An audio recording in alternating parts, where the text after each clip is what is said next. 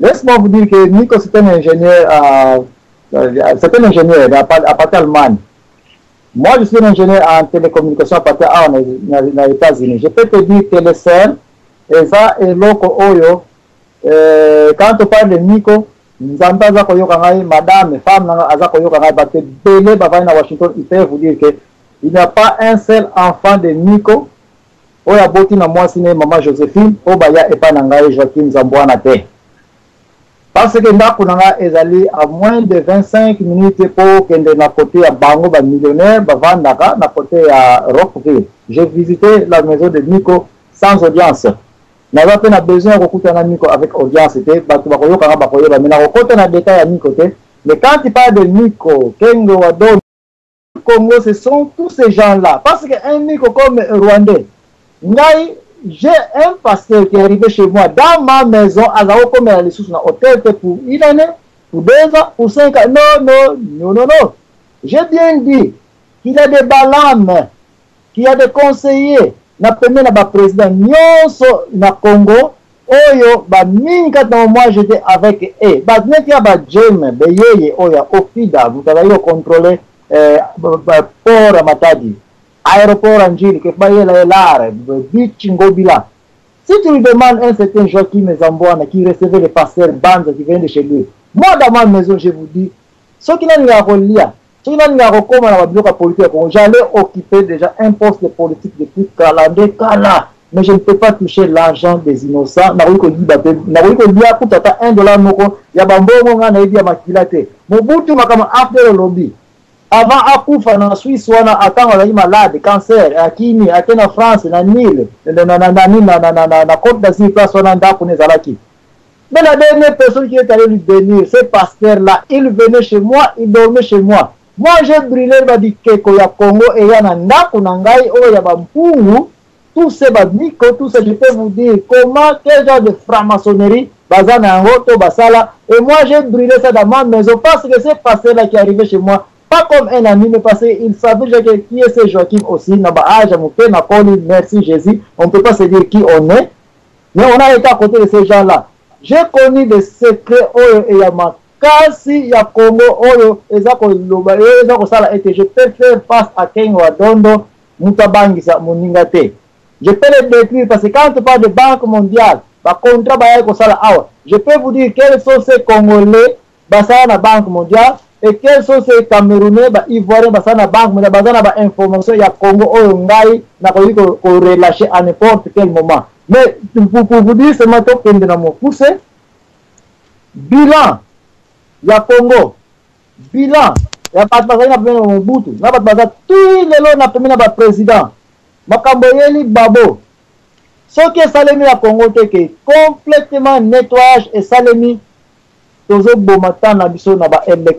faut qu'il est brosse te benga na Congo c'est ça oyo mpumusimo kibango simba kina photo na ye ce qui nous amène à déficit sur ngote photo combo la Congo te Congo même si ça liba élection le pêche c'est qu'il va y il n'y aura rien de bon parce qu'il y a trop de ballons Kengo donne place à aller ayebi na ye Nico place à aller bozo bande au botime na ye dites à Nico que un certain Joachim Zambouana vient de dire que le pasteur bande qui venait chez toi.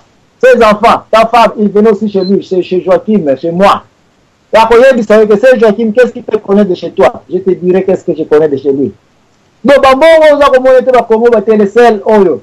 Télécel, Congo, à $1, mon côté. Tout c'est inbound, outbound. Calculer ça, le pays doit bénéficier un certain pourcentage parce que télécommunications dans le domaine, ça coûte beaucoup d'argent. Au béni, combien de voix inbound?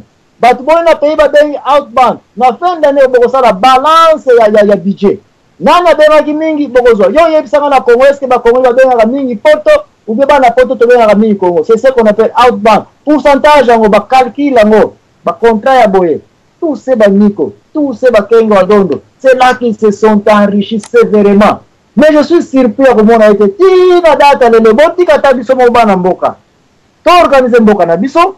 Ils sont là maintenant dans la deuxième phase, face à bon mais face à détruire totalement le pays. Détruire le pays dans le sens que tu es bien comme à quel niveau et puis ça va continuer à continuer à tika moi ndeke alonga tika président alonga Mais quand on parle de parlement, on va insister dans le mot parlement. Un Congolais, si on reçoit leçon, il y a introduction à la politique, à la démocratie.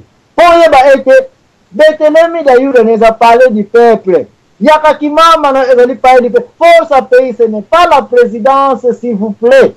Bakengo dondo bazako wela ba poste ni balega na vie na nyonso ou bien vice-président ou bien chef à parlement parce que ba yebi na boke quand on va assassiner ce président là quand ce président ne sera pas là c'est moi Kengo dondo le chef du parlement qui deviendra automatiquement le président. Kengo dondo azaka na recherche à pouvoir ya kitona ça fait très longtemps mais ko ko directement te ako garder toujours ba poste de l'iketika moko akufa moi je vais remplacer. Ce sont ces opportunités-là qu'on va baser la canne à manœuvre, nous, c'est peut-être dans les salinités. Et c'est la même manipulation. Et ça, on continue la date, tous ces Kabila-là, ils sont là pour croire que nous avons un grand conseil qui Kengo Adondo. Mais c'est Kengo Adondo, c'est un Balam, c'est un Achitophel, c'est un Jezabel. Aïe, Zalawana, mais surtout Kusumuki, c'est moi qui remplacerai. Quand on est dans le Parlement, il faut savoir, quand il est chef parlementaire, quel est le but de Kengo pour être là? Nous n'avons pas intérêt. Mais si on a fait ça dans bilan, il y a dégâts, il y a conseil, Congo Ezui, conseil aussi, les a continué. Premier bilan, fuite la Belgique. Il n'y a pas Kengo Adondo. Si le Congo est au ça, il faut analyser. Pourquoi les Belges ont tenté contre Samakamba Kengo Adondo dans le tribunal belge contre Kengo Adondo? Donc ça, la enquête. Donc, nous allons analyser pourquoi.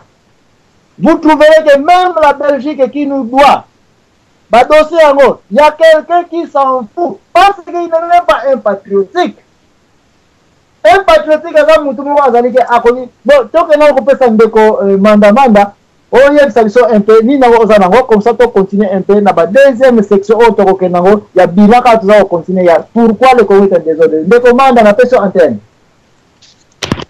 Solo papa Zambwana, vraiment merci mingi pour bisoba oyo.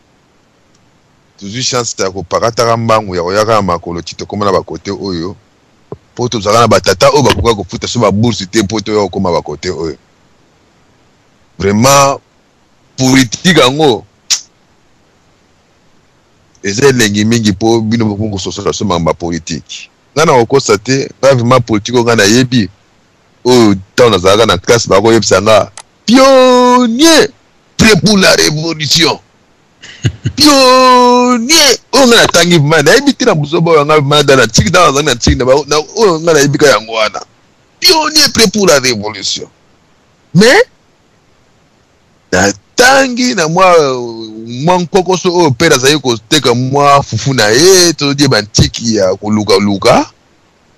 Qui est comment tu beti ba acrobatie, tu n'es comme la mikilawa, la tique ko iba politique vraiment à Congo te. Beaucoup de mabete.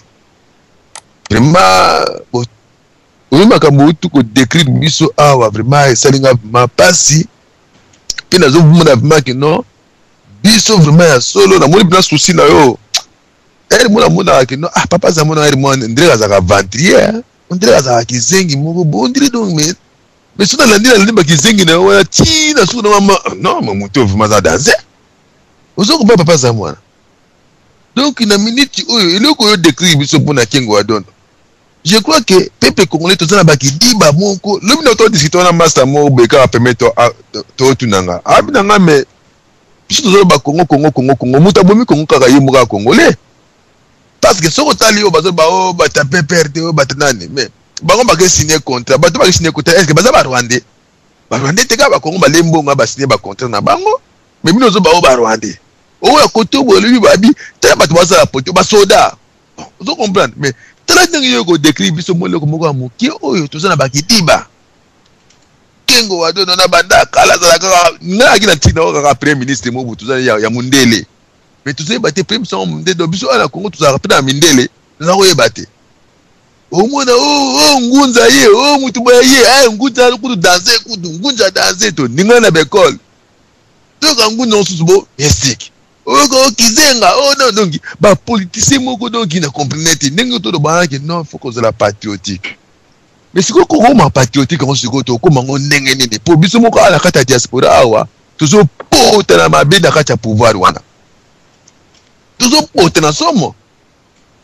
Alors na modi vraiment que no likambo zo le bavima soki na bandeko vraiment bazo yoka pena biso kongo za nango mboka ya moto tu eza munene mukolo mususu na bosante pour peut-être omona na bimisu na sujet ya makambo na po awe komba o boza na sujet te bozongi bweme toujours ba masolo pour mutu na mutu azo ko baksa implice na oyi azo yeba net nga lobi na yebi na mamba politique kité mais to comment comprendre politique parce que bino lokola yo ndenge yo to loba wana umema mokengo dondo loba awa ifongwe batu minga ke mutu moko bazalaka na ye wana donki abanga ne kutu ngwanda donki tito biso bakidiba. Donc je pense que c'est le moment où il faut brosser un autre brosser na ba sokola penta. Donc brosser pour te bimé belé bante comme ça bima awa to sana wa mboka awa ngana ba massa moko za congolais mais tant azui doki moko na libosa kenda ki zaki Côte d'Ivoire. Na tuni massa nga bimé. Yo zui doki boy kaka elengi noka ba moko mo fiti ko Côte d'Ivoire. Mais ba kokolo bazana Congo ti. Alors c'est que non na mono crété na mono yo zano ivoirien parce que Congo te soit de que le bossa ko la bossa kena na cheye na Congo amo sa ba massa neki no tala ngai na zaka dog na zongi mais yo zo dog mari bosso mo ni Côte d'Ivoire no ko sola bien ko azo rié kaka tinga senga habité yo za congolais te et puis na mona pena na ba tuki pena que no massa nga za Congo te za kana ivoirien mais abeta kalingala somo asala makamutu me banda zwa dog lo to ke soki ba o to ba 8 ans 9 ans oyo tina moya lelo ndeko na betaka masola ki sasa teke no nazana seri moko boyo bi noko moko boyete kaka o na tindaki kamni na kati ya Côte d'Ivoire on a sala ki bona Côte d'Ivoire mais yo ndenge nini donc vous avez raison o ba ke no to brosser penza bien na kati ya Congo wana to brosser bien vraiment papa na remercie mingi na makambo tu ko loba wana. Merci. Merci, Ndeko Mandawa. Il y a une chose qui était Valère Yandaku et ça organisé à papa te ya maman. Ndaku papa ko za la malamu ndenge nini mais ce qui moi si azali méchante. Ce qui maman Yandaku a organisé te ndaku wana batu bakokota te.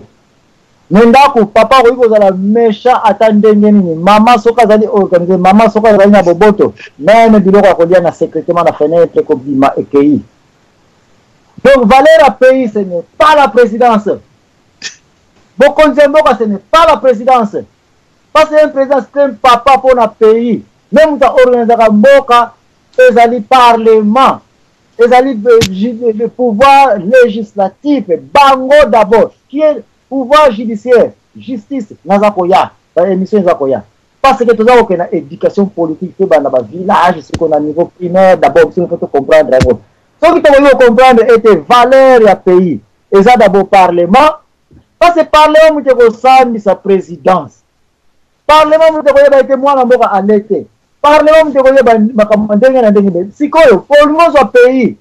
Zwana yo kaka parlement place wana ndenga na zako lela un congolais on n'arrive pas à comprendre qu'est-ce que signifie yakati mama quelle est la valeur de Bethelemi tant que to koyeba na biso teke ba sénateur bangola ba traître na biso ba trahir biso tant que to koyeba teke ces députés là ba zako ya mais na ko expliquer bino place nini ba député na biso ba parlementaire na biso ba zako ko kosa biso na pesina no el maro pa ndeko odo bongo na ko zonga bo rappeler nga o kauna bosani place ni parlement biso na biso tuzako kosa ndeko odo avula tena